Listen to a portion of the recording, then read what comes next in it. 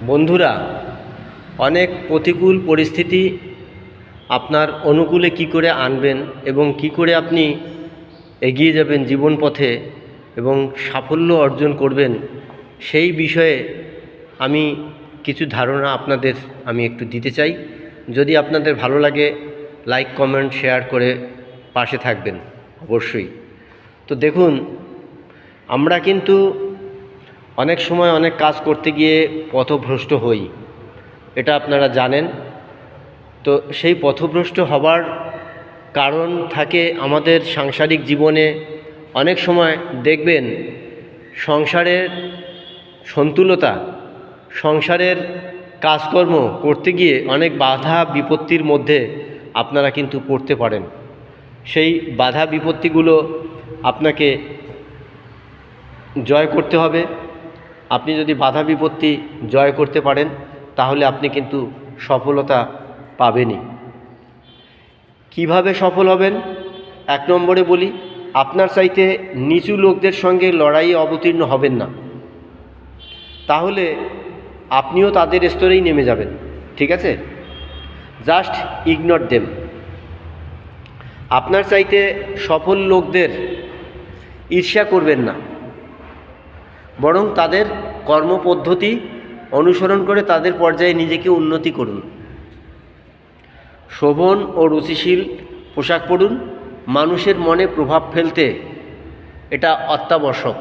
আপনারা নিশ্চয়ই জানেন, পোশাকের গুণে একটা লেখা বিদ্যাসাগর মহাশয়ের আছে।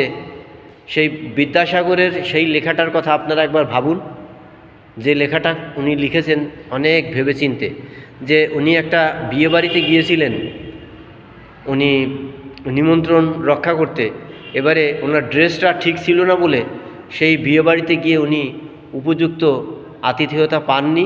উনি বাড়িতে এসে আবার কি করলেন না, উনি আবার সেই পোশাকটা পরিবর্তন করে উনি ধুতি পাঞ্জাবি মালকোচা দিয়ে পরে আবার যখন বিয়েবাড়িতে গেলেন, তখন আদরের আর শেষ নেই। তখন উনি কি করলেন, উনি মিষ্টি ওখান থেকে একটা একটা করে ওনার পকেটের মধ্যে পুরলেন। তো সবাই দেখে তাজ্জব যে এরকম একটা বড় মানুষ, উনি মিষ্টি কেন পুড়ছে ওনার পকেটে। তো তখন যারা জিজ্ঞাসা করলো একজন, তো বলল, আমাকে তো সম্মান জানানোর দরকার নেই, আমার যে পোশাকটা আছে সেই পোশাকটাকেই সম্মান জানালে যথেষ্ট। তো এইরকম দেখুন, শিক্ষামূলক অনেক কিছু আমরা কিন্তু সমাজের বুকে দেখতে পাই। আচ্ছা, তারপরের পয়েন্ট আর একটা বলি, তর্ক করবেন না। তর্কে জিতলে আপনার কোনো লাভ নেই, ঠিক আছে? কিন্তু হারলে হারাতে পারেন অনেক কিছু, এমনকি বন্ধুদেরও কিন্তু হারাতে পারেন। জীবনে ব্যর্থতা আসতেই পারে, ভেঙে পড়বেন না। ব্যর্থতা থেকে শিক্ষা নিন, অভিজ্ঞতা বাড়ান, দেখবেন আপনি জিতে গেছেন। এই অভিজ্ঞতা থেকে শিক্ষা নিয়ে পরবর্তী পদক্ষেপ নেবেন এবং আপনি জয়ী হবেনই। দেখবেন আপনি সফল। আপনার পছন্দের খুব তুচ্ছ কোনো কাজ করলেও স্ত্রীকে, সহকর্মীকে বা অধস্তনদের ধন্যবাদ দিন। তাদের সামান্য সাফল্যেও অভিনন্দন জানান। ঠিক আছে? হাসুন, প্রাণ খোলা হাসি, আন্তরিক হাসি, তাতে যেন হৃদয়ের উত্তাপ মেশানো থাকে। হেসে উত্তর দিন, দেখবেন অনেক কঠিন কাজও সহজ হয়ে গিয়েছে। প্রতিকূল পরিস্থিতি হয়ে পড়েছে আপনার অনুকূল। ঠিক আছে?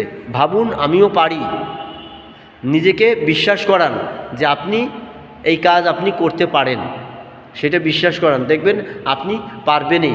মনে বল রাখুন, জোর রাখুন, দেখবেন আপনি কিন্তু জয়ী হয়ে গিয়েছেন। একজন জ্ঞানী লোক